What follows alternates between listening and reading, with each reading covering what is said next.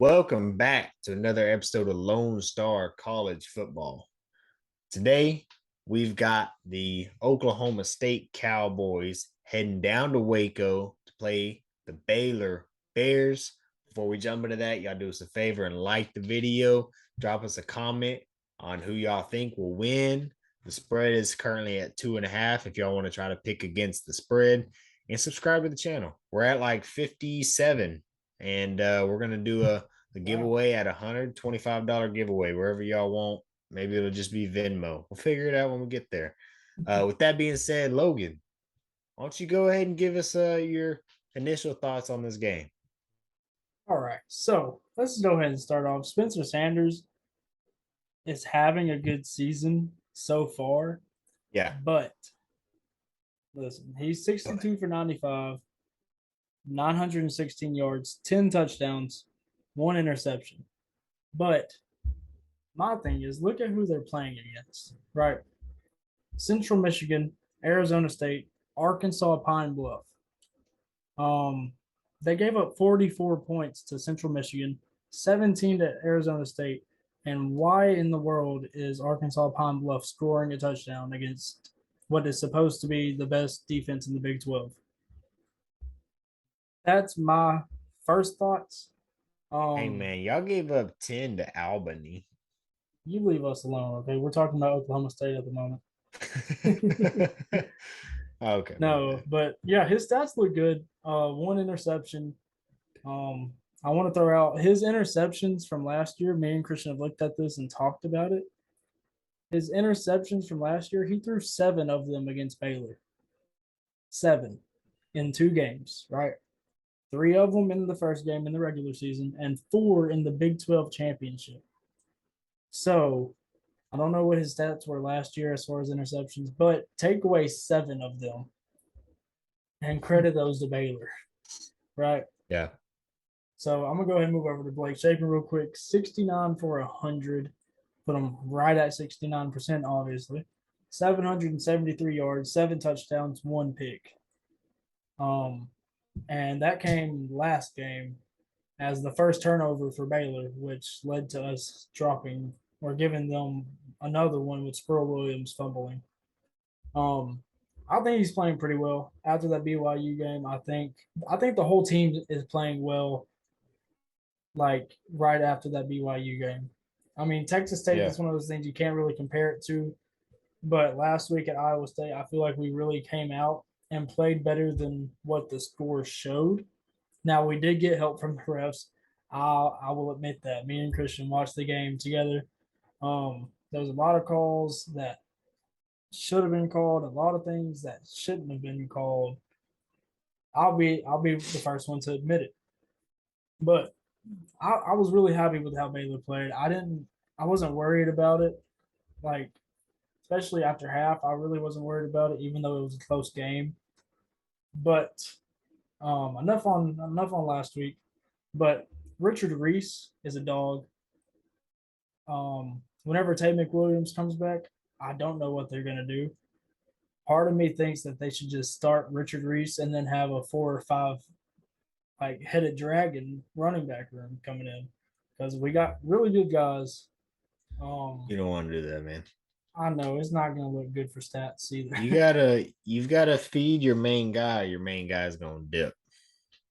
Yeah, sure. Especially I being a mean, freshman. like I get it. It's like Texas's backfield. We've got 5 stars that are 6 string, but they're not getting touches. You got to feed Bijan, Roshan, and Keelan. And when they leave, that's when those next guys get to jump up and get their reps. I think y'all are doing right. Let Richard Yeah, Reese eat. The problem is he's a freshman, so Squirrel, you better hope he's got that Roshan mentality and can just be like, all right, I'll be the in and out back and yeah, come in when I need to, make my plays, and get on the yeah. field like that. Which But I think he's been doing pretty well so far this year. Richard yeah, Reese is just one of those guys that popped off. And he, looking at his stats, he's only got 315 yards. I say that, but he barely got the ball at BYU. Like he ran the ball like 2 or 3 times, which mm-hmm. sucks as a fan. Like seeing him pop out like he did, and not handing the ball to him in the BYU game where we lost in double overtime. But so I'll go ahead and say he has 4 games, but and really he only played 3 necessarily, but he's already got 6 touchdowns. Like Yeah. 55 carries, 315, 6 touchdowns. He's good. Hadn't put the ball on the ground yet, which is good for a freshman. That makes me happy. I just love watching him run the ball. Okay, so receiver. Gavin Holmes is our leading receiver. 7 receptions, 157 yards, 2 touchdowns. One of those was on that trick play. So without that, his stats are probably more like 6 for 90 and 1 touchdown. But we don't have a breakout guy yet, still, which I want it to be Gavin Holmes for sure. Me and you I both do do. too. Um, it's just one of those things. Having Ben Sims back adds another weapon. I don't know if Jeff Grimes is trying to get Blake Shapen to spread the ball out or whatever, but we don't have a lot of guys with a lot of yards. Let me look real quick. No, But you've got 3 guys over 100, one over and 150. yeah, and then Monterey Baldwin, He 87. just He's been came hurt. back healthy though. Yeah. Yeah. Drake Dabney, I love that guy. I love the hurdle. Yeah, I just love it. It brought a lot of energy to the team. Um, there's just a couple of guys that I feel like we should get the ball to more, which I know it can be hard to if you don't have those guys like to where you're comfortable with throwing them the ball. Yeah. So my one question I have is, are we gonna redshirt Armani? Because I haven't seen him. Like I think he has Um, 1 catch. well, he's got 1 for 10. I've seen him. That was in that first game against Albany. So this shows that he's played in 2 games. He's played against Albany and BYU. So it's So he looking got like the that's false start probably, against BYU. So they yeah. yanked him right then. So it seems like they might be going towards that because they're not even really trying to get him on the field. Mind Yeah. you, you just got a bunch of guys ahead of him. I mean, Gibson, Cameron, Ellis, Most of them are Jones. sophomores though. Right. So Like let the freshmen just um sit and wait. I mean, Galvin Holmes is the only senior we have, I'm pretty sure. I think Hal Presley is a sophomore or a junior, and he's like our second best. Yeah, he's a sophomore. He's like our second most like guy, I yeah. guess. But Ben Well, Sims is going to be a big role in this offense for sure. For sure. And I'm and Ben glad to Sims have is a him back. senior. Yeah. But we also have Drake Dabney, which is a sophomore, I believe. Junior. He's a junior. So Yeah. he'll be a That's a senior big next old year. dude. Yeah, I think just let Armani Winfield sit and Gavin Holmes will move up, and there'll probably be 1 or 2 of these guys maybe transfer out, and Armani can Sadly. step up next year. And I always hate seeing transfers. Like same thing with RJ Sneed last year. I wish we could have had him this year. That would have helped out a lot for sure. yeah, I mean, I hate seeing players transfer too, but like in the Texas receiving room, we've got Savion Red and Brennan Thompson, and then in this next class, we got Jonte Cook coming. So it's Yeah. like if a guy like Casey Kane, who I really want to see on the field, he's fast, he can play.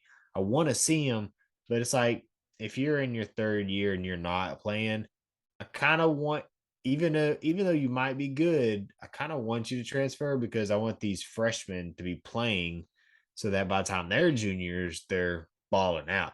Yeah. So True. it's kind of a give or take. It's kind of risky too, because sometimes you may lose a decent transfer so that a freshman can play and then them kind of be a bust. Yeah. But all in all, man, I think I was kind of leaning Oklahoma State when we Same. talked about it earlier. Um, and I kind of just went on the basis of I picked against Baylor last week. Y'all impressed me. You showed up, played better than I thought you really were going to. And I don't know as if I thought y'all were going to play worse or if I thought Iowa State was going to play better. But y'all got it handled. And I guess until I see something that gives me more reason for concern, or I guess unless y'all play like I don't know who it'd have to be, OK State, Oklahoma, Texas, or I don't know who y'all have to play, but I figure I'll just rock with the Bears until they give me a reason not to. So Yeah. uh but I really don't have much. I think you hit a lot of the main points on here. I do. I want to see one of you guys receivers break out. I want it to be Gavin Holmes. I've said it 2 weeks in a row that Gavin Holmes was a key part to y'all success, and he has scored a touchdown in back-to-back games. So, There you Gavin go. Holmes, clearly you're watching. Score some touchdowns, man. Yeah, keep it Got up. this. Keep it up. Well, But you got Oklahoma anything else for State's, us? I just want to touch on their defense right now. So you heard the three teams I listed, right? They are allowing an average of 22.7 points per game and 376 yards, 265 in the air, 111 on the ground. Um, I think Richard Reese is going to get more than that. I think he'll have over 100 yards. I think Squirrel could have around 50 ish, give or take. I think we'll have a pretty good run game this week. I think our passing game needs to be really good. I want them to go out there like they did against Oklahoma State in the Big 12 championship and just kind of get him on a 17 to steady roll. 17. I'd like to see 20 for 20. Oh, That'd be dope. But I mean, realistically, probably not going to happen, even though I'd love it to.